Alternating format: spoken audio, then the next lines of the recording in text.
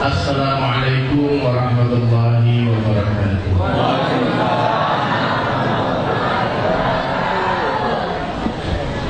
Kalau semua terlanjur, kita mendengar dengan mata, mulutnya ditutup. Gak boleh ada yang buka mulut. Senyum boleh. Nahmadu wa nusalli ala rasulil karim, amma ba'du.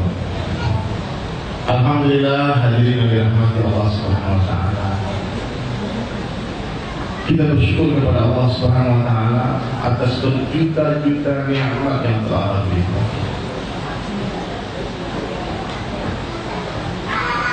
Kalau kita mau menulis nikmat Allah Subhanahu wa taala, Allah tafsirkan jauh tadi. Seandainya kalian jadikan seluruh air laut dijadikan tinta. Coba yang air laut itu jadi tinta kali 7 samudra. Kemudian seluruh dedaunan dijadikan kertas. Lalu kita mulai menulis nikmat Allah Subhanahu wa taala satu persatu. Kering itu air laut, wallahi masih ada nikmat Allah yang belum tertuliskan. Banyak, cuma kita nggak berpikir. Ibu-ibu pernah berpikir nggak siapa yang menciptakan pikiran kita sehingga bisa berpikir? Siapa? Nikmat mata ini perlu disyukuri. Satu nikmat mata, satu kedipan mata itu lebih berharga daripada seluruh dunia beserta isinya. Dewa. Nikmat kedipan mata ini Pak lebih berharga daripada jabatan presiden. Ada nggak di sini yang mau jadi presiden terus matanya nggak bisa berkedip? Ayo mau ditahan dulu sebentar Pak. 1 menit jangan berkedip matanya. Bahkan nikmat satu kedipan mata ini tidak bisa dibayar dengan ibadah kita sampai mati. Kita sholat, zakat, puasa, semua amal dibuat setiap hari tanpa bermaksiat sekejap mata pun. Itu tidak bisa membalas nikmat satu kedipan mata. Baru nikmat mata. Dengan mata kita bisa melihat, bisa ada ini merah, ini coklat, ini putih. Itu anak saya, itu istri saya, itu teman saya. Itu mata. Kalau disuruh bayar berapa harus kita bayar nikmat mata? Adakah di sini yang mau menjual matanya sebelah mata 10 miliar? Oh itu orang kaya semua ya berarti. Tidak ada alasan mengeluh lagi saya miskin, saya nggak punya modal Pak. Itu modal untuk mata. Belum lagi nikmat oksigennya dapat dokter sih. Tanya berapa harga satu tabung oksigen buat 1 hari? Taruh aja 500.000 kali 60 tahun. Berapa harus kita bayar untuk nikmat? Setiap hari manusia bernafas kurang lebih 20.000 kali tanpa berpikir. Without thinking. Saya dari nafas, bawa nafas, abang nafas, gak ada mikir lu. Ibu nafas ya dari tadi. Ada gak mikir nafas dulu? Malas. Gak ada. Kalau saja kita berpikir dalam setiap hembusan nafas kita, wallahi kita akan ucapkan alhamdulillah dalam setiap kali kita bernafas. Alhamdulillah. Ini nikmat. Coba pikir ke atas. Nikmat akal yang sehat. Apalah artinya dijadikan orang kaya, orang terkenal, dijadikan raja, presiden, tapi akalnya dirusak sama Allah. Jadi hadirin mulia, nikmat terkecil yang Allah beri kepada manusia itu adalah nikmat harta benda dunia. Itu terendah. Di atasnya nikmat kesehatan, nikmat tubuh yang sehat. Saking hinanya nikmat harta benda dan pangkat, jabatan, popularitas di dunia kepada musuhnya pun Allah berikan. Pak, orang kafir itu lebih kaya dari kita, hartanya lebih banyak. Tapi di sana tidak ada ukuran standar kebahagiaan dari dunia. Itu nikmat terkecil sampai Rasulullah SAW jelaskan kepada kita. Kalau saja harga dunia dalam pandangan Allah sama dengan 11 sayap nyamuk, maka orang-orang kafir tidak akan diberi minum walau seteguk air pun. Jadi ibu kalau melihat orang kafir kaya jangan iri. Dia tidak pernah sholat, dia bukan orang Islam, paling maksiat tapi duitnya banyak, rumahnya mewah, mobilnya mewah. Allah sayang sama dia. Bukan. Tanda kasih sayang Allah Subhanahu wa taala kepada manusia, Allah taala berikan dia faqih fiddin, kepahaman agama. Allah beri dia iman. Ya, Pak. Itu orang-orang yang maksiat yang tidak taat sama Allah itu, dia cuma menunggu saat dua saja, taubatnya dia atau azabnya Allah taala. Kalau dia tidak tiba-tiba taubat kembali kepada Allah, dia hanya menunggu azab datang saja. Kalau tidak di dunia, dia akan Allah habis saja. Bayangkan Pak, diberi rezeki, diberi mata, diberi telinga untuk mendengar, dijaga oleh Allah Ta'ala, diberi pangkat, jabatan, popularitas, kendaraan, rumah, diberi semua sama Allah, dipanggil gak pernah mau datang. Kira-kira kalau kita gimana Pak? Ngasih makan orang 3 hari, terus kita panggil, hei kamu sini, dia bilang maaf kesibuk. Mungkin kita akan berpikir hari keempat yang dikasih lagi orang makan. Itu orang gak tahu balas budi. Ini Allah Subhanahu wa taala zat yang maha sempurna, yang maha baik. Ada orang yang 60 tahun, 70 tahun dipanggil tak pernah datang. Dikasih rezeki sama Allah, Allah tetap tunggu dia kembali kepada Allah. Berjuta-juta kesalahan yang telah kita lakukan, kita perbuat, namun Allah tidak akan pergi. Allah selalu setia menunggu kita pulang. Jadi hadirin dari rahmat Allah Subhanahu wa taala, saya melihat di sini semua ini orang-orang yang dicintai Allah. Amin. Kalau nggak disayang Allah, maka semua orang boleh masuk ke rumah Allah. Orang yang boleh masuk ke rumah saya itu hanya orang yang saya sukai saja. Musuhnya nggak boleh masuk. Orang yang tidak benci nggak boleh masuk ke rumah dia. Coba ya. Jadi orang yang sudah masuk ke rumah Allah, insya Allah itu adalah orang yang dicintai oleh Allah. Apalagi yang diizinkan berlama-lama di rumah Allah, bermalam di rumah Allah, i'tikaf di rumah Allah. Itu ciri-ciri orang yang mulai dicintai oleh Allah. Nah, jadi hadirin yang mulia, apabila kita semua mengenal Allah, kita pasti akan mencintai Allah. Apabila kita mengenal ini dunia, kita pasti akan suka sama dunia. Orang pasti akan cinta sama dunia. Kalau dia kenal apa hakikat dunia, dunia itu tak apa-apa. Dunia itu segala sesuatu yang menjauhkan kesalahan dari Allah, itu dunia. Segala sesuatu yang tidak ada manfaatnya untuk akhirat, itu dunia. Segala sesuatu yang melalaikan orang dari Allah, hati, itu dunia. Jadi dunia itu bukan ke sawah, ke ladang, berdagang, itu bukan dunia. Kalau dia berdagang yang menghidupkan agama sesuai dengan sunnah Rasulullah SAW, itu agama. Bahkan masuk toilet kalau ikut cara Nabi, itu agama. Dunia itu sesuatu yang tidak ada manfaatnya untuk akhirat, itu dunia. Orang beriman tidak ada dunia bagi mereka, karena 24 jam kehidupannya adalah agama. Dia berbuat orang beriman ini Pak sesuai dengan perintah Allah. Dia kalau mau makan, dia pikirkan bagaimana cara makan yang dicintai oleh Allah, bagaimana cara makan yang disukai oleh Allah Ta'ala. Itulah cara makan Rasulullah SAW. Makan tangan kanan, minum tangan kanan, duduk gak berdiri, gak jalan-jalan. Sekarang Pak orang mana? Saya nikmati makan berdiri tangan kiri. Itu bukan cara makan yang dicintai oleh Allah Ta'ala. Jadi orang beriman gitu Pak, apapun yang dia lakukan, dia pikirkan ini bermanfaat, tidak untuk akhirat saja. Dari bangun tidur sampai tidur lagi, yang dipikirkannya satu saja, bagaimana Allah cinta sama saya, bagaimana Allah sayang sama saya, bagaimana Allah ridho kepada saya. Orang-orang semua seluruh dunia mau suka atau tidak suka, dia nggak peduli. Yang penting Allah suka. Karena dia orang beriman itu, dia kenal dengan Allah. Dia tahu yang menciptakan tujuh lapis langit dan bumi adalah Allah. Sampai hari ini belum ada orang yang mengakui dia yang menciptakan matahari, yang menciptakan bulan, bintang, planet-planet, yang menciptakan gunung, yang menciptakan samudra, pohon-pohon, binatang-binatang, dari yang paling besar sampai yang paling kecil. Ada binatang itu yang tidak terlihat oleh mata kita, harus pakai lagi besar, pakai mikroskop. Tapi dia punya mata, dia punya jantung, dia punya kaki dan tangan. Siapa yang menciptakan? Allah.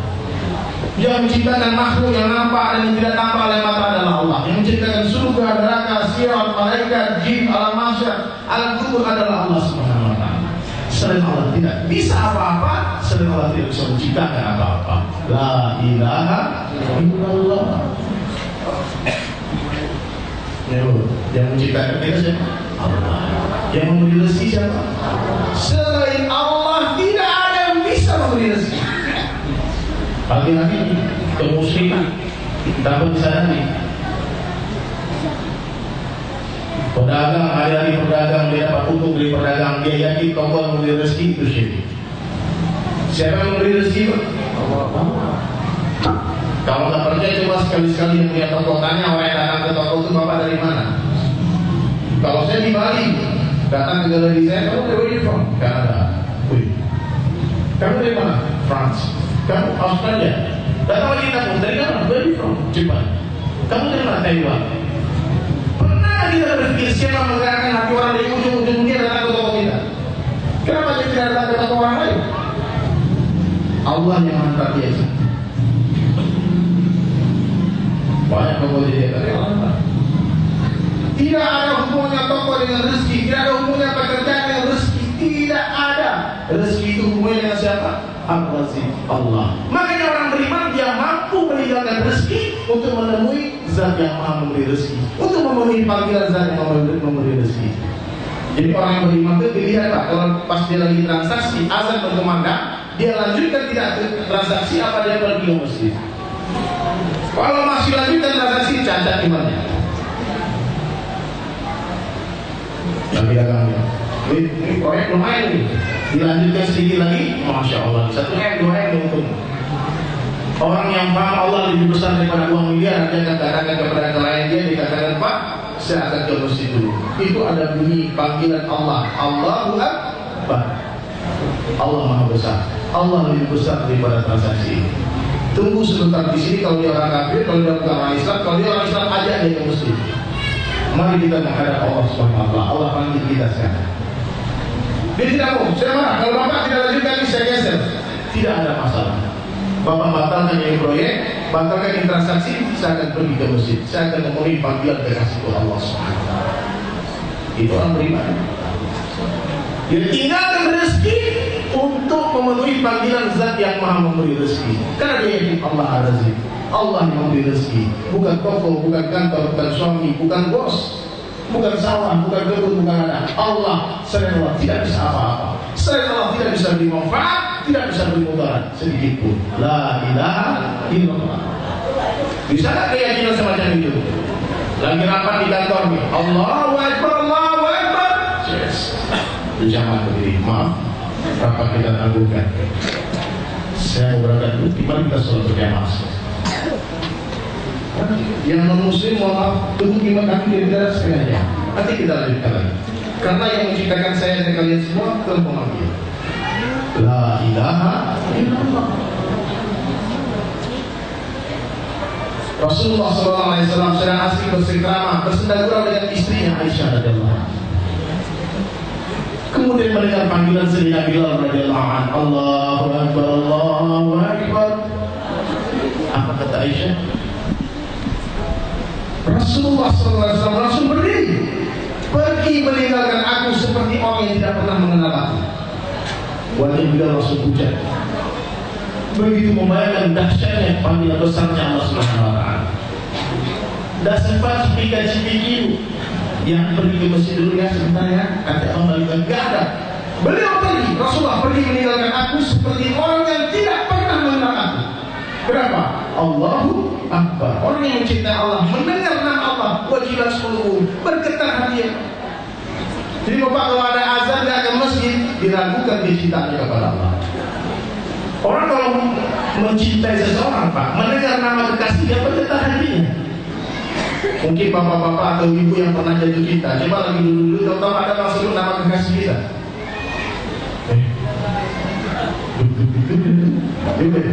Kenapa disebut nama dia?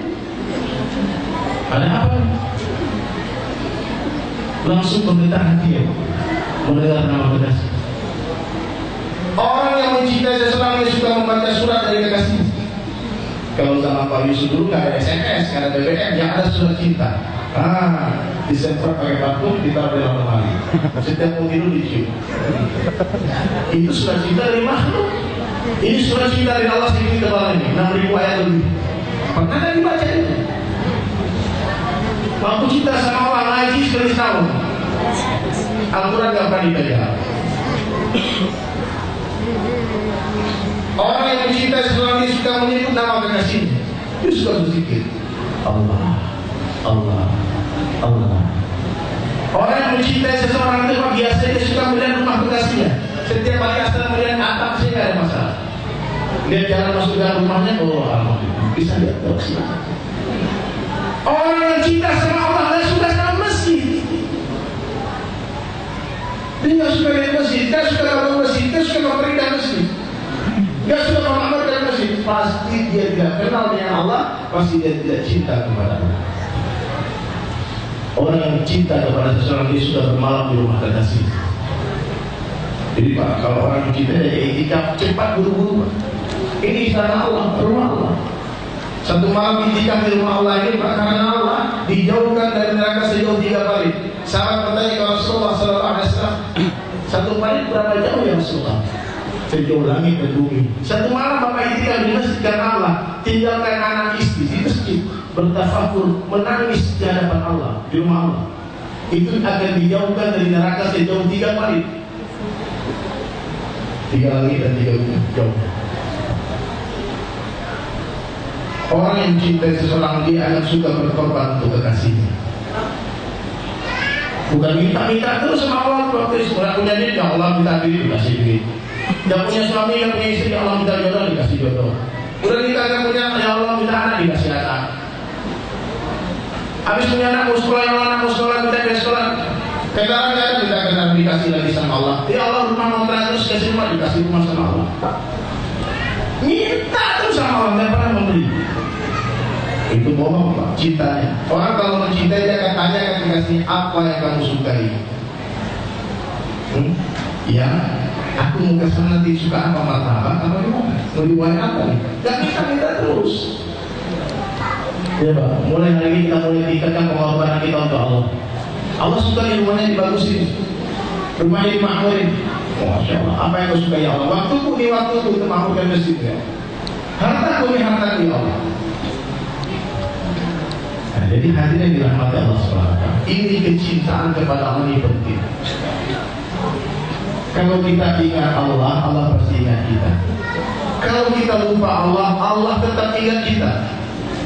Benar-benar Allah maha baik. Kalau sama makhluk itu kadang-kadang kita ingat dia ingat orang lain. Itu. Tapi sama Allah, Allah maha baik. Jadi perkara yang paling penting dalam kehidupan manusia ini hadirin yang mulia adalah perkara iman.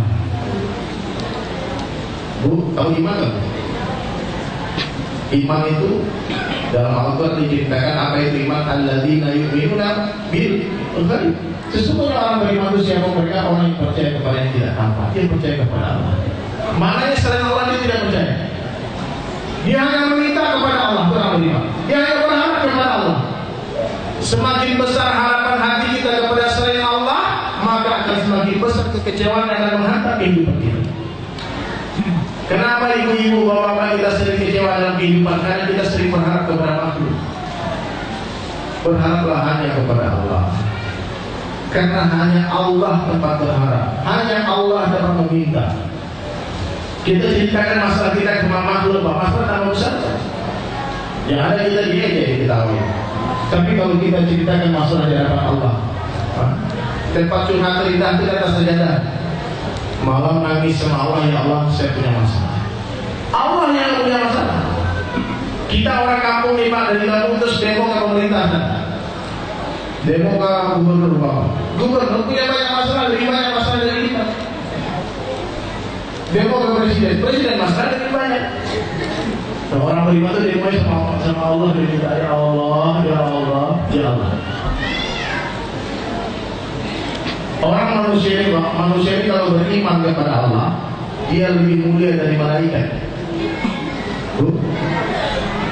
Tapi kalau manusia ini tidak beriman, dia hari-hari maksiat kepada Allah, dan pernah taat kepada Allah, ini manusia lebih hina dari binatang. Walaqad dara'na li jahannam katsiran minal jinni wal ins. Nanti banyak penduduk neraka jahanam dari kalangan jin dan manusia. Lahum qulubun la yafqahuna biha. Aku beri mereka hati tidak digunakan untuk memahami. Walahum a'yunun la yubsiruna biha. Aku beri mereka mata tidak digunakan untuk melihat kebesaran. Walahum adhanun la yasma'una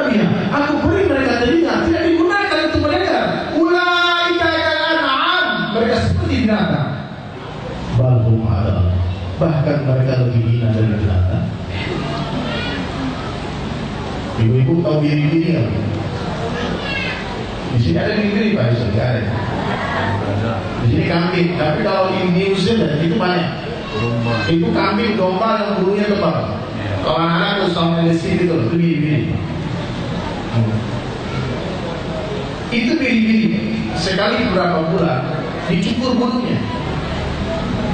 Bulunya biri-biri itu mahal harganya. Itu binatang.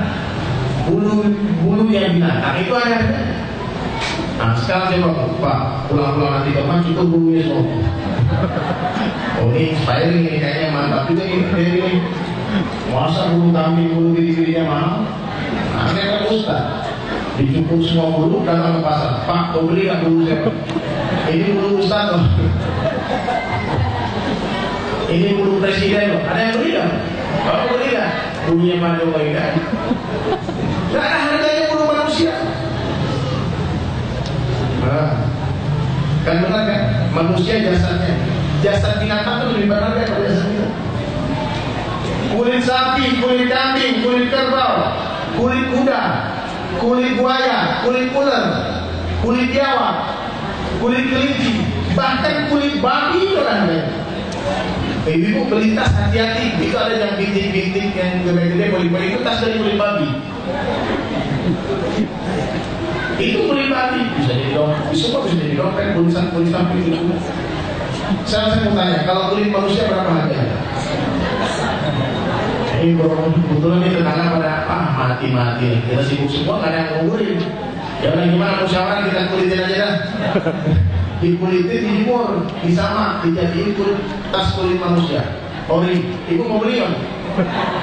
Tas kulit manusia ori.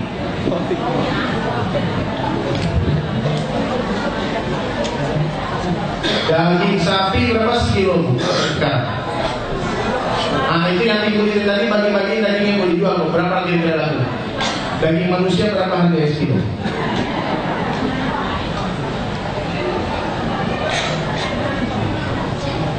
Pak, tahu burung walet kan? Itu burung walet terbang ke sana kemari. Kemudian dia berudah di sarang di kandang. Air liurnya burung walet itu pagi-pagi 15 juta 1 kilo. Sarang walet itu 15 juta sekilo. Nah, ide mantap nih. Pulang-pulang ambil betul aqua. Siapa tahu aja kan? Coba-coba nih. Ini obat air liurnya ancaman. Ya ada yang mau beli. Air liurnya ustad, air liurnya artis. Jadi manusia itu berharga karena takwa. Mulianya manusia bukan karena berat badannya, bukan. Tidak pernah sakit. Jadi nggak ada jaminan kemudian orang gendut lebih mulia dari orang kurus kan? Orang tinggi lebih mulia dari orang pendek gajinya. Orang kaya lebih mulia dari orang miskin kan? Bukan dalam kaya dan miskin orang letakkan kemudian hanya dalam ketakwaan saja. The one and only place. Satu-satunya tempat kebahagiaan, kemuliaan, kesuksesan dalam ketakwaan. Orang yang merasa mulia dengan harta itu orang yang rusak imannya. Orang yang merasa mulia dengan jabatannya orang yang cacat imannya. Orang yang merasa mulia dengan tampak rupanya, dengan cantik wajahnya, orang yang rusak imannya. Begitu juga sebaliknya, orang yang merasa hina dengan kemiskinan adalah orang yang rusak imannya. Orang yang merasa hina dengan buruknya rupanya, dengan miskinnya dia, itu orang yang rusak imannya. Pak, ada orang tinggal di kampung. Di kampung dia penyakitan, gak ganteng, gak cantik, gak kaya. Dia gak punya rumah, tinggal di gubuk real aja. Udah penyakitan, gak tampan, miskin. Kalau dia bicara gak ada orang mendengarkan pembicaranya. Kalau dia menghina orang gak ada mengambil dia jadi menantu. Semua orang melecehkan dia, menghinakan dia, meremehkan dia. Tapi kalau di hati orang tadi ada kecintaan kepada Allah, ada ketakwaan kepada Allah, satu orang miskin itu lebih baik daripada seluruh presiden kafir di seluruh dunia. Coba. Kan Nabi pernah tanya sahabat, satu orang miskin apa? Itu siapa? Ya Rasulullah, itu orang miskin. Dia kalau bicara orang tak boleh dengar ya Rasulullah. Kalau dia mau membina anak orang, nggak ada yang ngambil dia jadi menantu. Lewat lagi orang kaya. Kalau ini siapa? Oh ini orang hebat, orang kaya. Sehingga kalau bicara satu pembicara, semua orang mendengarkan kata-kata dia. Kalau dia mengambil meminta anak orang, semua orang berebut mengambil jadi menantu. Apa jawaban Rasulullah? Ketahuilah oleh kalian, orang pertama kali, satu orang pertama kali lebih baik daripada orang kedua seisi bumi.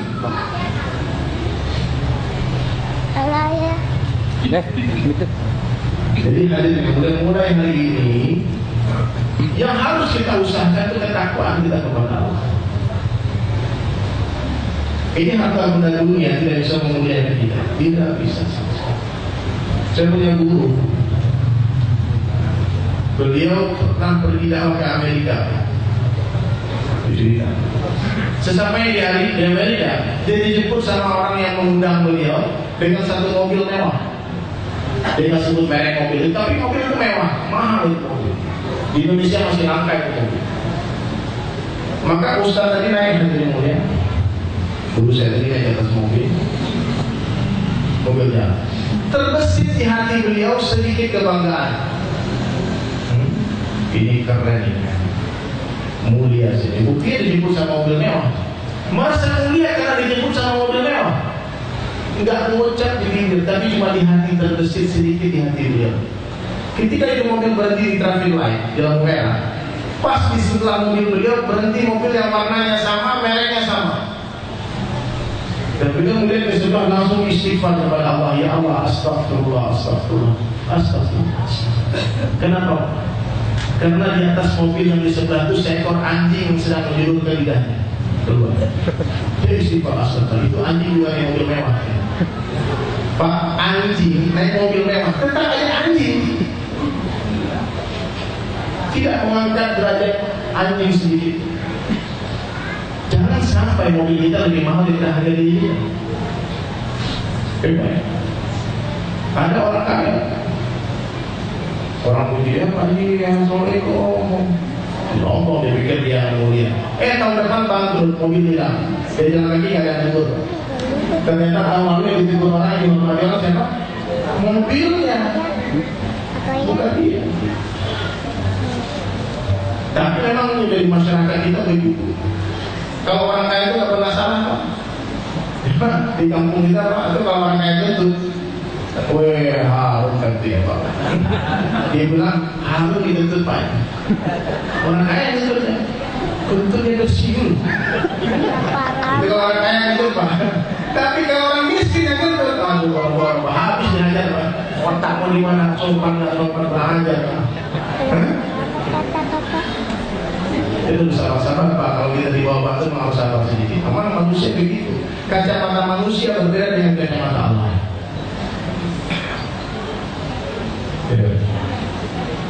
Ada kawan saya, Pak, miskin, punya tato. Pulang kampung dia. Apa kata Pak? Wah, kamu ini preman ya? Tato itu kan preman. Hah? Pantas kamu tidak tahu. Pakai tato-tato sekarang ya preman. Kemudian berarti mobil mewah, keluar orangnya pakai tato juga, orang kaya. Oh ini seni. Ya, gitu Pak. Jadi kalau di orang kaya itu enak ini Pak. Apa-apa tak salah-salah, benar terus. Oh bos, orang kaya. Kalau miskin mah takdir mah harus sabar Pak. Maka semakin tinggi pohon itu semakin keras anginnya Pak. Kalau nggak mau kena angin kencang, jadi rumput, tapi harus sabar diinjak-injak. Syukur harus sabar injak. Jangan diujiannya dapat. Nah, jadi hadirin yang mulia, Allah Subhanahu Wa Taala telah meletakkan kebahagiaan manusia dalam ketaatan. Orang taat pasti bahagia, orang kaya taat pasti bahagia, orang miskin taat pasti bahagia, presiden taat pasti bahagia. Gubernur taat pasti bahagia, bupati taat pasti bahagia, Pak Camat, Bu Camat taat pasti bahagia, orang kampung, kepala desa, Pak RW, PRW, semua siapa saja yang taat kepada Allah pasti, baik laki-laki atau wanita, siapa saja yang beriman dan beramal soleh, baik laki-laki atau wanita, Allah akan berikan dia hayatul thayyibah, kehidupan yang baik. Pak, orang kalau hayatul thayyibah, kehidupan yang baik, meskipun rumahnya sempit, kehidupannya lapang. Rumah sempit, hatinya lapang. Tapi orang yang tidak ada iman dan amal soleh dalam dirinya, selapang apapun rumahnya, kehidupannya sempit.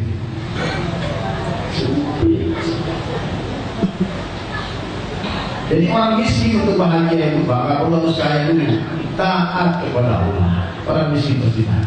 Orang kaya untuk bahagia tidak perlu harus miskin dulu. Taati Allah dan Rasulnya, maka orang miskin, orang kaya itu pasti ada mulia. Gunakan harta untuk agama. Orang biasa untuk mulia tidak perlu harus jadi pejabat dulu. Pejabat untuk mulia tidak perlu harus jadi orang biasa. Untuk pejabat tidak, tetap pada posisi masing-masing. Usaha dakwahnya Rasulullah SAW bukanlah usaha untuk menjadikan orang miskin menjadi kaya atau menjadikan orang kaya menjadi miskin, bukan. Hati-hati, kadang-kadang kita ini punya program mengatasi kemiskinan, kita nggak punya kekuasaan apa. Itu programnya forum lah, lagi. Dia pikir kalau orang kaya semua mulia. Nah, harus ada orang miskin. Coba kalau semua orang kaya, saya mau jadi pembantu di rumah ibu. Boro-boro kita sama-sama kaya loh. Cuci baju sendiri. Tidak ada musuh. Ada warna hijau. Allah ciptakan ini semua suasana negara untuk ujian. Bukan untuk menjadikan orang kaya menjadi miskin, orang miskin menjadi kaya. Bukan untuk menjadikan orang biasa menjadi pejabat atau menurunkan jabatan raja-raja. Tidak. Nabi datang kepada orang miskin, ajak orang miskin taat kepada Allah. Nabi datang kepada orang kaya, ajak orang kaya taat kepada Allah. Nabi datangi raja-raja, ajak mereka taat kepada Allah. Nabi kalau kirim surat kepada raja, penguasa, selalu Nabi tenangkan hatinya. Tenang kalian, aku kesini bukan untuk mengambil alih kerajaan kalian, tapi aku ingin memberikan sebuah kerajaan yang lebih besar, mengeluarkan kalian dari sempitnya dunia kepada lapangnya akhirat. Terimalah Islam. Kalau tidak, bayar jizyah. Kalian aman dalam berbahasa Islam. Kalau tidak mau juga, aku akan hantarkan satu pasukan, satu jamaah yang mana mereka mencintai mati melebihi kalian mencintai dunia. Itu surat Nabi kepada orang-orang kafir. Jadi sahabat itu beda sama kita. Kita takut mati, mereka cinta mati. Kenapa mereka cinta kematian? Karena mereka paham dan sadari kematian adalah pintu gerbang awal berjumpa dengan Allah Subhanahu Wa Taala. Ya Pak. Ada yang takut mati gak sih? Ada. Takut mati nggak takut mati. Ya Pak. Tapi orang kalau takut mati dalam makna positif, dia akan buat persiapan. Ingat mati, gak ingat mati. Siap mati, gak siap mati. Ini ketetapan Allah. Di dunia ini gak ada yang pasti kecuali mati. Capres Pak, itu belum tentu jadi presiden. Cagup belum tentu jadi bupati. Cagup belum tentu jadi bupati. Cagup belum tentu jadi gubernur. Cagup belum tentu jadi bupati. Tapi kalau camat gimana? Camat gimana? Kalau mati ini Pak Camat ini camat semua nih. Orang kaya, orang miskin, raja-raja, rakyat biasa. Orang kaya, ayo itu teriaknya mati. Kalau saya ikut nyanyi yang lain, biar saya nyanyi. Pokoknya semua yang keras teriak mati lah. Karena Nabi katakan orang yang paling cerdas dalam panah Allah adalah orang yang paling banyak zikrul maut, mengingat mati dan mempersiapkan buat mati. Kita orang beriman nggak usah takut mati, nggak usah nyanyi, kita mati. Orang yang mati satu nyanyi. Orang kaya mati, orang miskin mati, raja-raja mati, rakyat biasa mati, yang di belakang mati.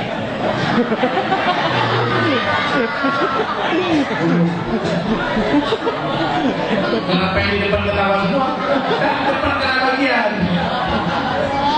Yang di samping mati, yang di tengah mati, yang di depan mati, yang di atas mati. Kalau saya mau salah dulu. Kalau bapak-bapak ibu-ibu monggo silakan dulu. Ini Pak ikhlas ya, mau benar ikhlas.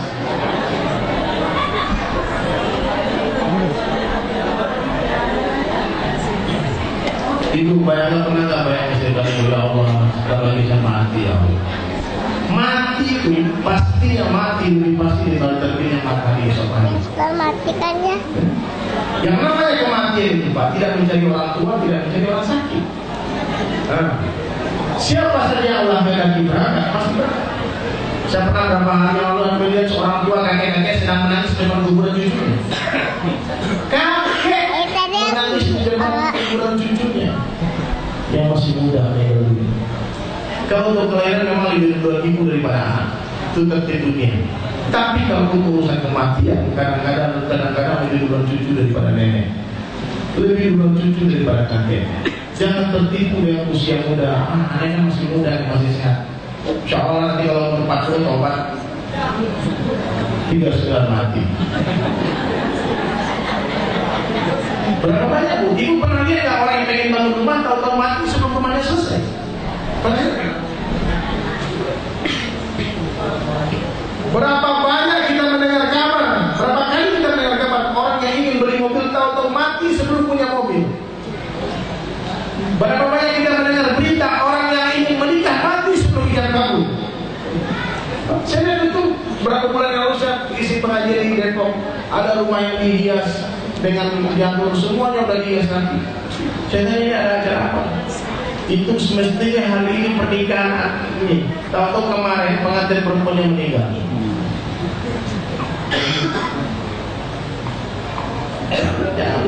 Aneh-aneh banyak, jangan banyak anak-anak, jangan lebih banyak berumurnya. Ada orang Pak, pagi hari masih bersendagurau dengan anak istri di rumah. Pagi hari makan pisang goreng, kopi, semua segelas kopi, bersendagurau, tertawa, terbahak-bahak. Lalu dia keluar dari rumahnya dengan berjuta-juta rencana di benaknya. Dia ingin ini, ingin itu, ingin begini, ingin begitu, ingin kesini, ingin kesitu, ingin kemana-mana. Macam-macam itu rencana dia. Dia ingin bangun rumah di sini, villa di sini, jadi berangkat keluar negeri. Banyak rencana dia. Ternyata sore hari kita dengar kabar dia sudah dalam tanah. Dia sudah ditipu di dalam tanah, berguna. Mana itu andai-andai yang begitu banyak. Kredit cicilan harus dia bayar tiap bulan. Itu malaikat maut gak punya perasaan. Dia datang, berangkat. Maaf saya belum siap, saya punya hutang banyak, dia gak peduli. Saya mau mantu besok anak saya mau menikah, gak peduli. Tolong jangan ambil nyawa saya. Siapa yang menafkahi istri saya gak peduli malaikat maut. Perintah datang, tangkap, berangkat. Suka atau tidak suka, siap atau tidak siap, rela atau terpaksa. Makanya orang kalau dengan mati dia nggak mau maksiat. Dia sadar manusia orang beriman itu cerdas. Dia tahu biasanya Allah Taala akan matikan orang sebagaimana kebiasaan hidupnya. Orang yang sibuk dakwah, sibuk ta'lim, sibuk zikir ibadah, sibuk khidmat membantu umat, insya Allah dia mati dalam kebaikan. Saya doakan semuanya mati dalam dakwah, amin. Amin. Mati lagi ibadah, lagi tahajud, amin. Amin. Mati lagi zikir, mati lagi baca Al-Quran, amin. Mati lagi haji, amin. Mati lagi umrah, amin. Kawan saya berapa hari yang lalu, berapa hari yang lalu di Semarang dia lagi gerak pergi dakwah. 38 umurnya. Malam-malam dia bangun tahajud, dia baca surat malam Jumat, surat Al-Kahfi. Kemudian nanti dia mau surat sajadah. Di ayat sajadah dia sujud. Pas ayat sujud sajadah, ternyata itu sujud terakhir, dia tidak bangun. Tempat dia tunggu dia nggak pagi-pagi, dia sudah sampai subuh didorong, dia meninggal dunia dengan Al-Quran di tangannya. Lagi sujud di hadapan Allah Taala. Allah jemput dia dengan cinta, dengan kasih sayang, dengan penuh kerinduan. Dia rindukan saat perjumpaan yang Allah. Ini orang beriman. Ini judul kita, meniti jalan meraih kecintaan Allah. Orang kalau cinta pasti rindu. Dia Allah itu maha baik, maha sempurna, maha kaya. Kita dipanggil orang kaya belum datang, tapi dipanggil Allah nggak mau datang. Tahu apa? Allah itu maha kaya, yang menciptakan intan, berlian, emas, permata, semua batu-batu mulia atas dunia Allah. Sekarang lagi trennya gosok batu, masa masih jadi ini.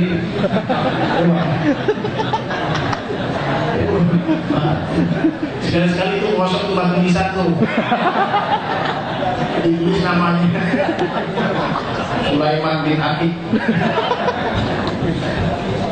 Kosongkan tanggal matinya, nanti pas mati biar tinggal pasang aja. Jangan sampai hobi-hobi kita ini melalaikan kita. Apa sih? Memang anak-anak muda nih sibuk main musik, ya main musik terus, azan berhenti udah.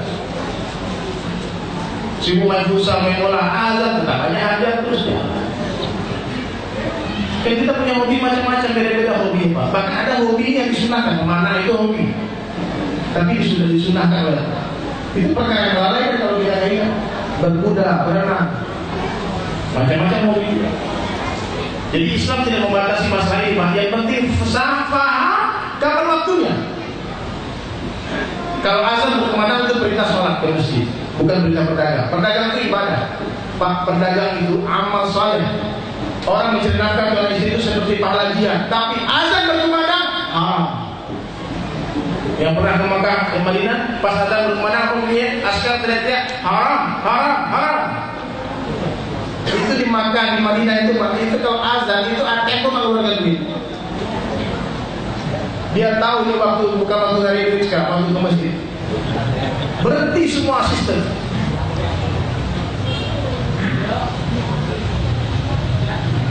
Jangan mentang-mentang baca Al-Quran itu perintah Allah terus baca Al-Quran terus, jangan. Ada perintahnya, ada waktunya. Ada waktu-waktu yang dilarang baca Al-Quran.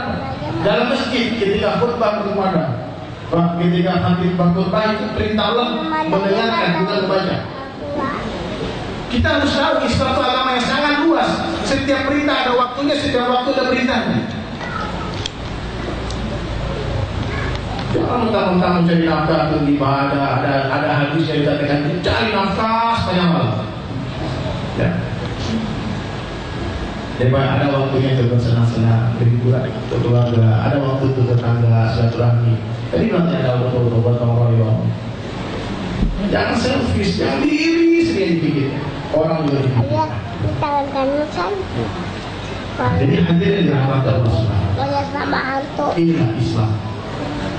Agama yang sempurna, agama yang sangat indah. Jadi kalau ada yang mengajak kepada kebencian, permusuhan, itu bukan ajaran Islam. Kita ini umat yang terbaik, khairu ummat, kuntum khairu ummatin ukhrijat linnas. Ta'muruna bil ma'ruf wa tanhauna 'anil munkar wa tu'minuna billah. Kalian umat yang terbaik yang dikeluarkan untuk seluruh manusia.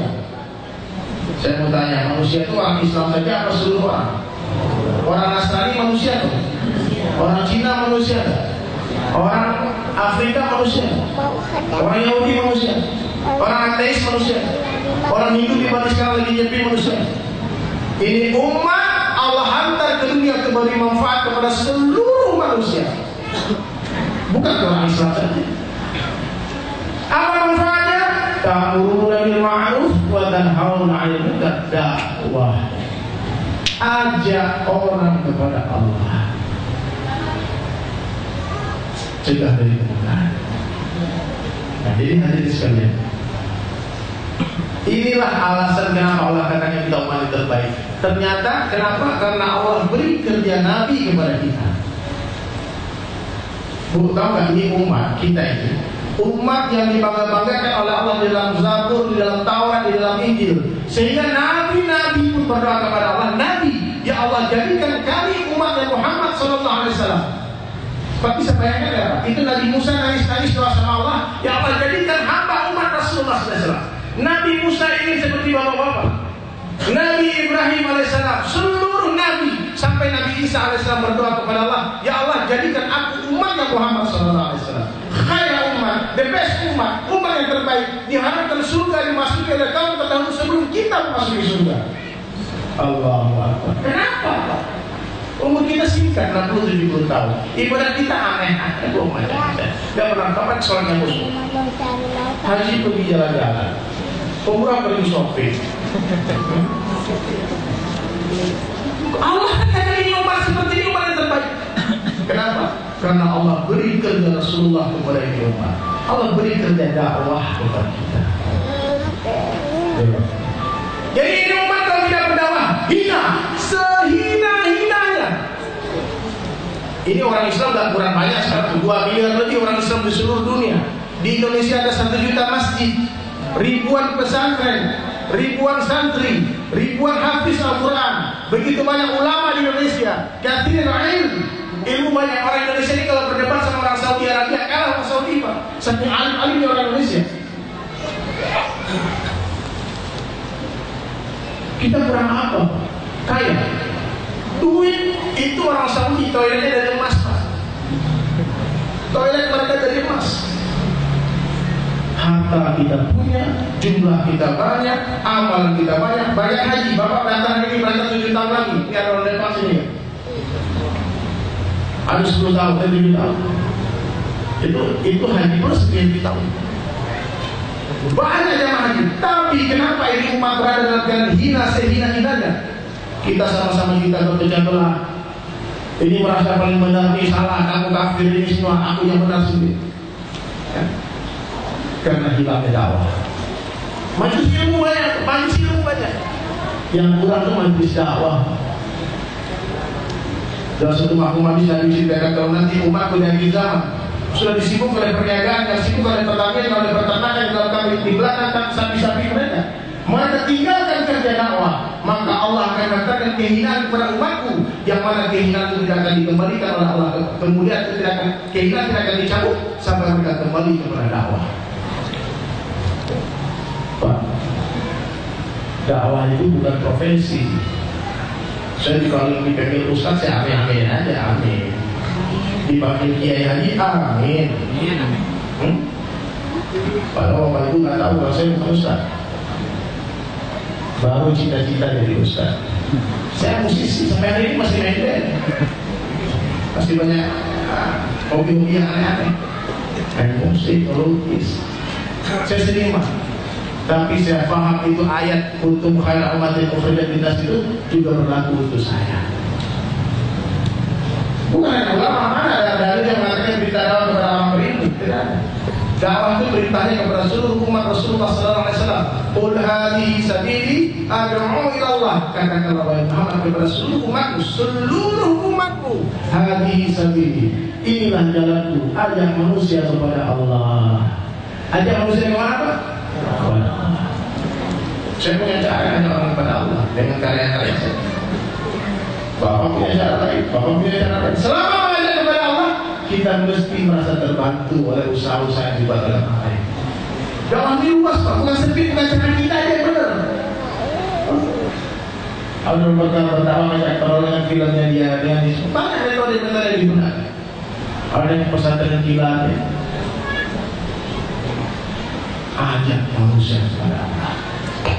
Oh, tapi saya nggak punya ilmu, Ustaz. Gimana tadi saya berdakwah? Dakwah itu dulu bahasa Arab. Bahasa Indonesia-nya artinya apa? Mengajak. Banyak orang sekarang nggak bisa bahasa Arab, tapi dia berusaha menerjemahkan dakwah. Dibilang dakwah harus berilmu dulu. Mana ada dalilnya? Dakwah itu harus beriman dulu. Setelah kita yakin Allah itu satu, Allah itu Tuhan, selain Allah bukan Tuhan. Setelah kita yakin Nabi Muhammad dan Nabi yang terakhir, itu 2 kali masyarakat wajib didakwahkan. Abu Bakar Siddiq radhiyallahu anhu hari ini masuk Islam, keesokan harinya langsung mengajak 9 orang masuk Islam. Apa ilmunya Abu Bakar hari itu? Al-Fatihah belum turun, Al-Quran belum turun, baru 5 ayat dipraktis dan terakhir ayat. Jadi tidak ada dalilnya hari ini. Kemudian mengatakan dakwah itu harus jadi hadis Quran dulu, harus berilmu dulu, harus tahu dulu hadis sahih, hadis sahih berbuat. Itu artinya taklim, mengajar. Kalau mengajar perlu ulama, perlu kiai, perlu ahli dalam ilmu itu. Kalau mengajak ini anak kecil bisa. Ibu bisa ngomong ayo nggak? Ayo sekarang coba yang keras, ayo. Itu bisa dakwah. Ayo itu yang dakwah. Ayo, cuma ayo, mas, ayo, mas, kan banyak tanya loh, ayo aja, ayo, itu dakwah. Ayo marikan. Terus dia tanya sama anak kecil tadi, gimana cara sholat yang benar? Oh, tunggu sebentar, saya panggil abi saya dulu. Ini anak kecil kalau tidak punya ilmu nggak boleh ngajarin orang. Cara ibadah mesti ulama. Meskipun dakwah ini amalannya paling mudah, meskipun bahkan orang buta bisa buat, orang tuli bisa buat, orang bisu bisa buat, orang kaya, orang miskin bisa buat, semua orang bisa buat, apapun profesinya, apapun mazhabnya, apapun partainya, apapun sukunya, semua bisa buat dakwah. Meskipun itu amalan paling mudah, tapi ternyata di dalam Islam itu pahala yang paling besar. Ini ada ulama kita, ada tuan guru, ada kiai, ada pak ustaz. Coba kita tanya Bu kepada seluruh ulama yang ada di seluruh jagat raya, Ustaz, apakah ada amalan dalam Islam yang lebih besar dari dakwah? Tanya sama ustaz-ustaz, apakah ada pahala yang lebih besar dari pahala dakwah? Yang ngomong ayo tadi, ada nggak? Sampai hari ini belum ada satu orang ulama pun yang mengatakan ada. Allah sendiri tantang dalam Al-Quran, wa man ahsanu qawlan mimman da'a ila Allah. Siapakah yang qaulannya, yang perkataannya, yang perbuatannya, yang tulisannya. Ulama tafsirkan itu dinan. Dalam tafsir dikatakan qaulan itu maknanya sama dengan dinan, agamanya. Siapakah yang agamanya yang lebih baik daripada orang yang mengajak manusia kepada Allah? Pertanyaan tidak perlu dijawab. Wa 'amila shalihan, dan dia beramal saleh. Wa qala innani minal muslimin, dan dia berkata aku orang Islam. Dia bangga menjadi orang Islam. Dia tidak malu menampakkan keislamannya, mensahihkan keislamannya di hadapan seluruh orang. Dia nggak malu pakai jilbab, dia nggak malu pakai sunnah, dia nggak malu pakai sarung, dia nggak malu pakai koko, pakai gamis, dia nggak malu pakai sorban, dia nggak malu pakai jenggot. Dia tidak malu dengan identitas keislamannya. Dia bangga menjadi orang Islam. Pak, saya di Bali, saya tahu betul Pak, orang ustaz-ustaz karena apa dari polisi sampai di Bali dia sembunyi sompay Pak. Dia malu jadi orang Islam. Namanya di sini jelas Muhammad, sampai dia ini jadi Michael. Karena tidak adanya keinginan untuk berdakwah. Saya punya pengalaman unik dalam berdakwah. Saya paham pertanyaan tahun 2000, bukan tahun 2000, tahun 2000. Mulai saya pahami bahwasanya dakwah ini mudah, Bu. Dakwah itu mudah, semua bisa buat. Ayah. Berarti saya bisa buat. Apalagi lu punya dasar agama, waktu kecil lu di Padang belajar agama. Udah, saya pasti bisa buat. Bisa putar otak saya gimana cara ngajak orang kepada Allah. Oh, gimana caranya biar orang muda datang sama saya, gimana caranya? Udah, saya pakai guru sunnah. Pak, orang di Bali itu, orang muda itu tidak mendakwahi kita dengan kata-kata, tapi dia dakwahi orang Indonesia dengan pakaian mereka, dengan style, dengan lifestyle. Dia pakai baju seksi-seksi, celana sobek-sobek, rambutnya diwarna-warni, pakai piercing, ditato, lehernya seperti tato. Besok Pak, orang Madura pun begitu gaya, orang Jawa begitu gaya, orang Padang begitu gaya, ikut gaya yang boleh. Jadi dia perangai kita sekarang yang budaya, saya harus lawan yang budaya Islam. Ini pakai ini Pak, bukan budaya Arab, bukan. Ini budaya Indonesia, budaya Islam. Gak percaya coba buka, ada uang 5.000 nggak? Di belakang itu ada fotonya Tuanku Imam Bonjol. Sorbannya lebih gede dari saya. Jadi pahlawan nasional Indonesia. Bangga di Ponegoro, Kiai Haji Ahmad Dahlan, Asyik Masyari, Buya Hamka, semua berbagai sunnah. Nah, cuma sekarang karena tontonan sudah jadi tuntunan jadi tontonan. Di TV itu kalau orang berpakai ini dibilang apa? Teroris kan? Jujur Bu, tadi mikir apa nih, jadi jangan teroris nih, nanti jangan ISIS nih, kalau berbahaya, karena kita sudah pakai surinya nih. Karena ini beremosi Pak, Islamofobia, orang takut dengan Islam kan? Karena terbukti Islam berkembang di Amerika, di Eropa, di Prancis, di Jerman, hari ini ribu-ribu orang masuk Islam. Jangan jauh-jauh Pak, saya cerita diri saya sendiri balik saja. Saya bukan orang hebat, bukan ulama, bukan, wallahi. Saya belum belajar juga. Saya pengen saya berpakai ini, mudah-mudahan nanti jadi ulama benaran. Amin. Itu awalnya pura-pura dulu Pak. Coba aja lihat Bu, bencong-bencong itu dia pura-pura banci, jadi banci benaran. Sekarang pura-pura jadi ustaz, jadi ustaz benaran. Amin ya Allah.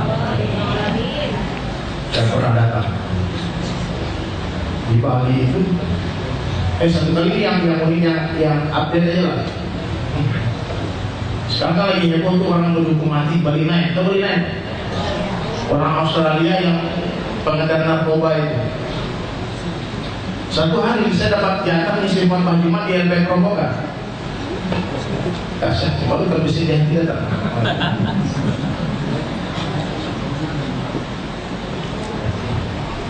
Jadi cerita itu. Saya ngisi khotbah. Saya biasa namanya anak metal. Dulu di panggung teriak-teriak, di mimbar pun teriak-teriak. Allah kuasa, Allah kuasa. Khotbah itu mata merah. Sudahnya khotbah itu kira mana ngantuk. Kalau jangan kena hadirin yang muliakan Allah, semuanya harus teriak Pak. Jadi hati harus teriak. Itu sunnah Nabi. Kalau hati itu makanya adalah seperti orang yang di perang. Jadi dia akan merobohkan itu. Siapa? Ternyata saya nggak tahu di sebelah masjid di Albert Rombong itu ada satu ruang khusus, namanya Total Maximum Security. Itu ruang yang benar-benar penjagaannya super ketat. Ternyata di sana itu narapidana hukuman mati, narkoba dan terorisme. Karena di sana banyak orang ada bule dan sebagainya. Kan sudah bertahun-tahun dalam LP, otomatis orang-orang itu sudah ngerti bahasa Indonesia. Dan kan dengar khutbah, mereka keluar. Habis khutbah lima, saya dulu depan masjid bicara sama beberapa orang napi. Saya setiap minggu rutin ngasih bimbingan dalam LP. Karena di dalam LP sama rumah sakit itu orang hati lembut kok. Di LP itu kalau saya ajak pergi dakwah semua katakan Pak, saya siap, tapi nggak boleh keluar. Ada saya pergi berangkat sama saya, siap semua, tapi nggak boleh keluar. Yang pun di luar nggak mau keluar. Subhanallah. Datang di bule dua orang, anak muda ganteng-ganteng, masih muda. Saya lihat, dia lihat. Saya kasih kode kan, dia angkat tangan. Saya panggil, dia datang. Saya tunggu dia. Ini mungkin efek pakai sunnah dari itu ini rumah besar bahaya kalau nggak ada lagi. Jadi boleh tidak? Dia datang boleh saya tanya, hey brother, saya urut. Ini cara dakwah. Nanti boleh diamalkan kalau bapak yang Amerika keluar negeri di Eropa nanti ketemu boleh ini cara dakwahnya. Urutkan tangan, sebut nama. Oh, my name is Sulaiman. You? Saya nanya, kamu nama apa sih? Kamu sih nanya. Itu my name is Scottas. Nama saya Scottas. Where you from? Brisbane, Australia. Oh, Aussie. Yes. Sudah berapa lama kamu di sini? Dia tanya. Pakai bahasa Inggris. Dia bilang 4 years. 4 tahun. Berarti 4 tahun sudah lama. Pernah nggak bisa berikan cium foto Allah? Pernah nggak ada orang yang datang sama kamu bercerita tentang Allah? Nah. Pak, ini unik, ini realita. Bapak harus akui fakta ini. Di Bali itu kita minoritas, tapi mayoritas di LP tetap orang kita Islam. Alhamdulillah. Kita minoritas tapi mayoritas tetap orang Islam. Emang orang Islam ini banyak digoreng setan, orang kafir dibiarin biar sama lagi masuk neraka. Kalau kita digoreng terus, di masjid mana ada yang khusus sholatnya. Tapi kalau orang lagi di tempat ibadah lain, kan yang khusus. Memang setan nggak goda mereka Pak, biar dibikin khusus masuk neraka. Kita banyak godaan Pak. Berarti selama 4 tahun di sini belum ada satu orang Islam pun yang dakwah sama kamu. Nah, baik. Oke brother, kamu dulu. Saya bilang, anak muda Islam saya pergi. Makanya nggak buat kemarin buat dia buat satu orang namanya Scottas. Baik. Ini kan paling beri saya waktu 5 menit. I want to talk to you about Allah. I want to talk to you about Allah. Aku ingin bicara kepadamu tentang Allah. You Christian? Yes, I'm Catholic. Orang Katolik, biasanya lebih fanatik. Saya bilang kita. Saya bercerita. He's the one and only Allah who created seven skies and earth. Yang menciptakan lapis langit dan bumi, menciptakan kamu, menciptakan aku, beri kita rezeki, menjaga kita, melihara kita. Semua Allah Taala. Yang menghidupkan dan mematikan adalah Allah. Terus dia bilang ini, why imam, why? Dia panggil saya imam. Why? Dia bilang, I will ask you something. Aku ingin bertanya sama kamu satu pertanyaan. What's your opinion in Islam about suicide?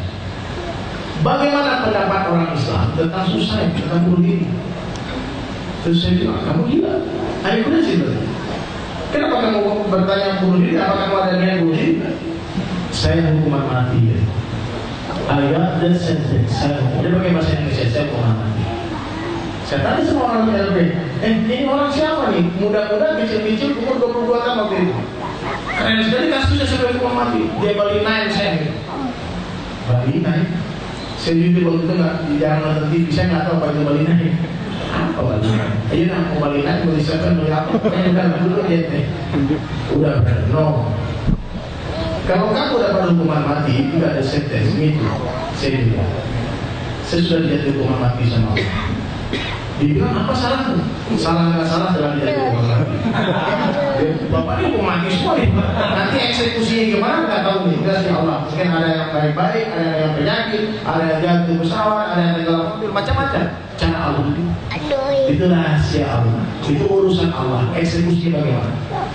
Berarti kamu sama aku sama hukuman. Kamu kalau sebelum diri, nanti boleh itu susah. Kamu sabar saja, nanti kamu mati sendiri.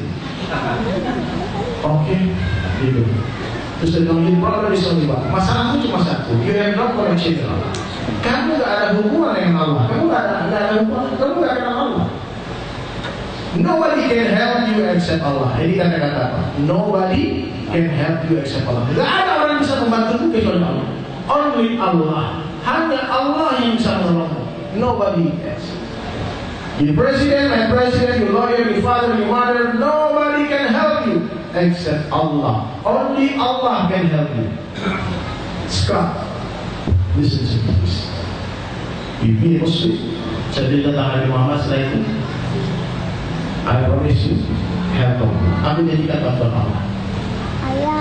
1000%. Kurang lebih 15 menit saya bicara sama ini Scott. Jadi ditanya apa-apa kita lanjutkan. Dia mati, dia bersyahadat, dia masuk Islam. Saya ganti namanya jadi Scott Sulaiman. Saya kan Ben Sulaiman, dia Scott Sulaiman. Saya tak ngerti itu siapa yang ada syahadatnya.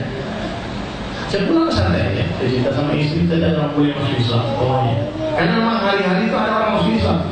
Datang jadi saya, Pak. Jadi negara ini, karena saya memang aneh sendiri.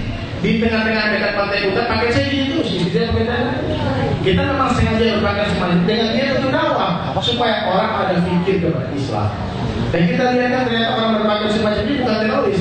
Saya juga melukis, saya juga baik, ngomong dengan kasar. Oh iya, sedikit berubah sedikit. Mindset orang tetap pakai sunnah. Besoknya saya ajak tukang sunnah. Saya buat dokter ke dalam LP. Memang itu agak berat, 22 tahun. Itu agak keras sedikit. Tapi ada teknologi canggih ya. Tidak usah dibayangkan.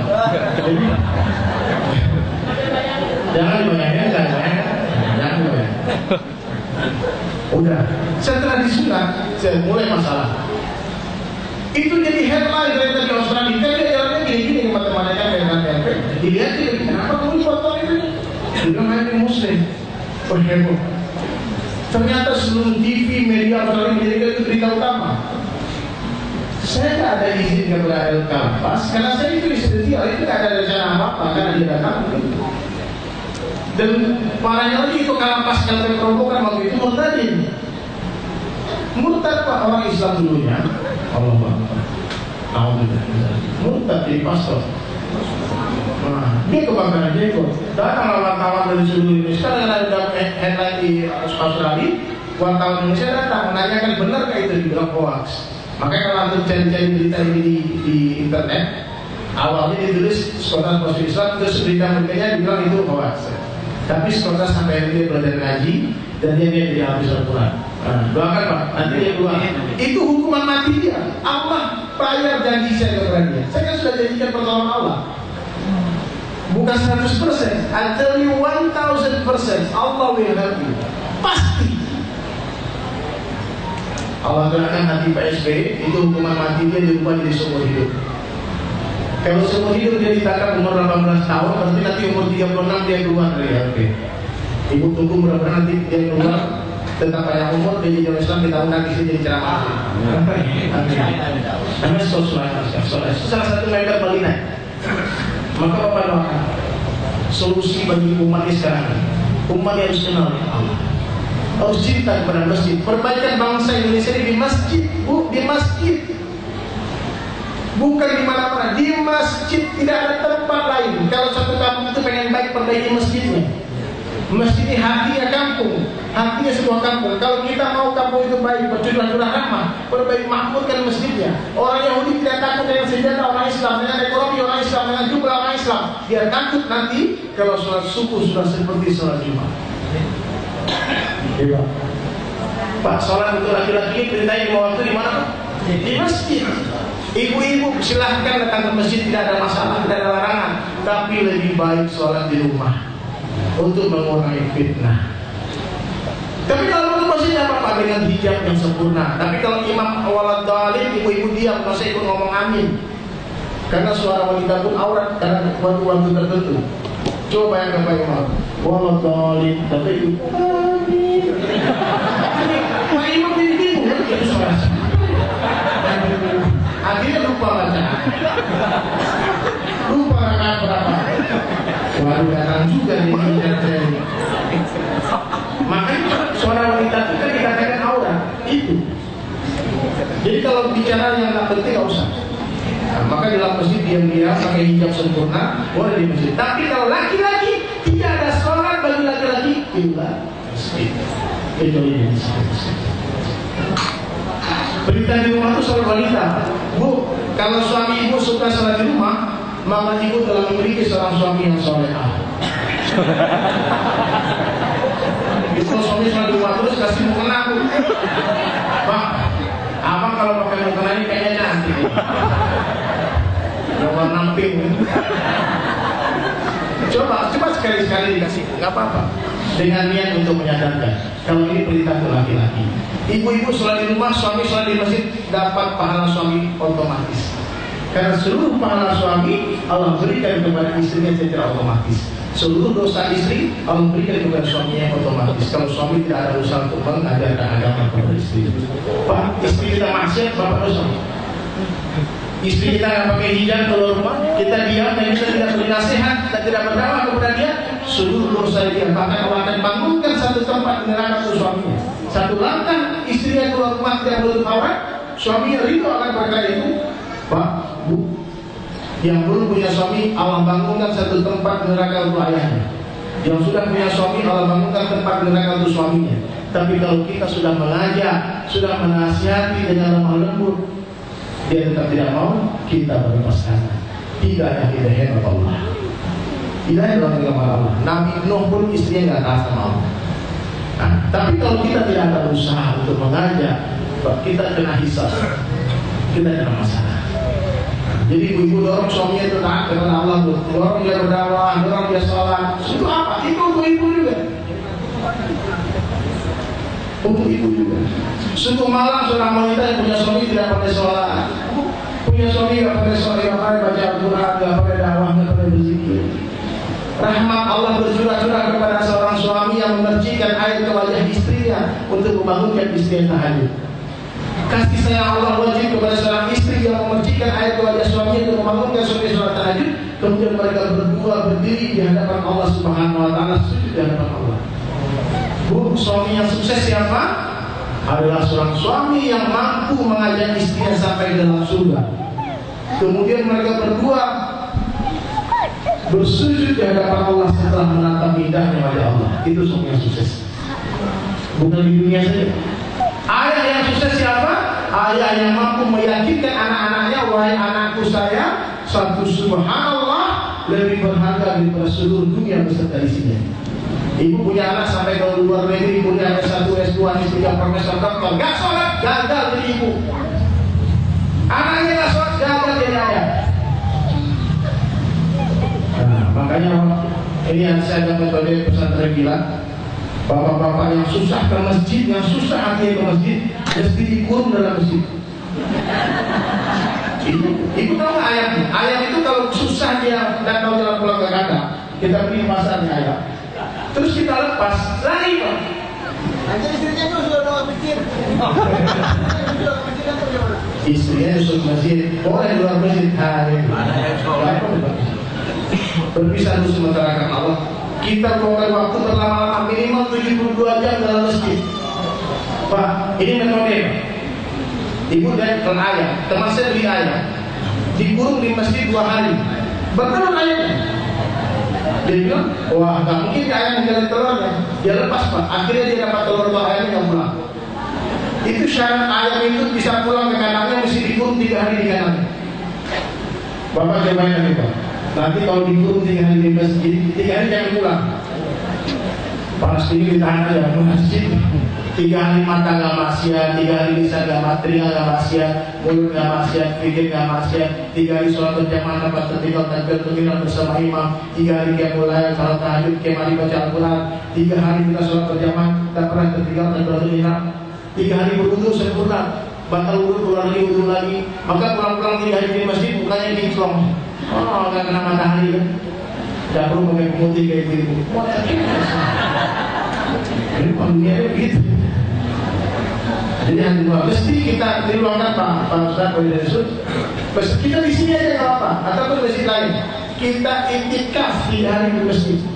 Kita ngaji, bawa Ustaz, bawa ngaji 3 hari, pokoknya putus semua dengan dunia. Berpisah karena Allah, untuk bersama karena Allah. Tidak apa-apa Bu, berpisah sementara untuk bersama-sama selama-lamanya. Daripada bersama sementara, namun berpisah selama-lamanya. Gimana? Pilih mana Bu? Orang kalau nggak pernah berpisah karena Allah, dia tidak pernah mengerti apa itu rindu karena Allah. Nah nanti pulang-pulang mengantar baru lagi. Saya kangen-kangen lagi. Insya Allah kan, nanti bapak-bapak yang berminat ikut pesantren kilat sama saya di Cibubur. Mungkin tahun ini saya di Jakarta. Saya kan di Bali mungkin ya. Sekarang ada program di Trans 7 ngopi. Besok pagi ya. Besok pagi kita ngopi sama tukang batu. Oh, batu. Sekarang bahaya batu-batu ini. Keren. Hobi. Besok kita ngopi. Jangan lewati. Jam 9 pagi. Nah, saya tinggal di sini. Nah, kita berangkat. Insya Allah kita sama-sama di sini. Semua bersedia Insya Allah. Insya Allah. Nah, itu saja mungkin yang lebih kurang dari saya. Mohon maaf yang benar dari Allah Subhanahu Wa Taala. Yang salah dari kesalahan saya mohon diikhlaskan. Dan kita lanjutkan. Semoga Allah terima kasih. Subhanallah wa bihamdihi subhanakallahumma asyhadu an la ilaha illa anta astaghfiruka wa atubu ilaik. Allahumma shalli ala Muhammad wa ala Muhammad kama shallaita ala Ibrahim wa ala ali Ibrahim wa barik ala Muhammad wa ala ali Muhammad kama barakta ala Ibrahim wa ala ali Ibrahim fil alamin innaka Hamidum Majid. Allahumma ighfir lil muslimin wal muslimat wal mu'minin wal mu'minat al ahya'i wal amwat ya awwal al-ghadir ya akhir al-akhirin ya dzal qadimati ya rahim al-masakin ya arhamar rahimin. Ya Allah ya Rahman ya Rahim, ampun dosa kami ya Allah, dosa orang tua kami ya Allah, dosa mati sesungguhnya ya Allah, tambahkan hati kami ya Allah, berikanlah kami ya, jadikan kami hasrat di dalam orang Ramadan kami ya Allah. Ya Allah berikanlah rahmat dan sejahtera di kampung kami ya Allah, di kota kami ya Allah, di bangsa negara kami di seluruh alam ya Allah. Ya Allah yang menjadikan keturunan kami hadis-hadis al-Qur'an ya Allah, alim-alimah ya Allah, dai-daiyah ya Allah, para saleh dan salehah ya Allah. Ya Allah hati kami yang husnul khatimah ya Allah, kumpulkan kami nanti akhirat dengan Rasulullah sallallahu alaihi wasallam dan para sahabat ya Allah. Rabbana atina fid dunya hasanah wa fil akhirati hasanah wa qina adzabannar. Subhana rabbika rabbil izzati amma yasifun wa salamun alal mursalin walhamdulillahi rabbil alamin.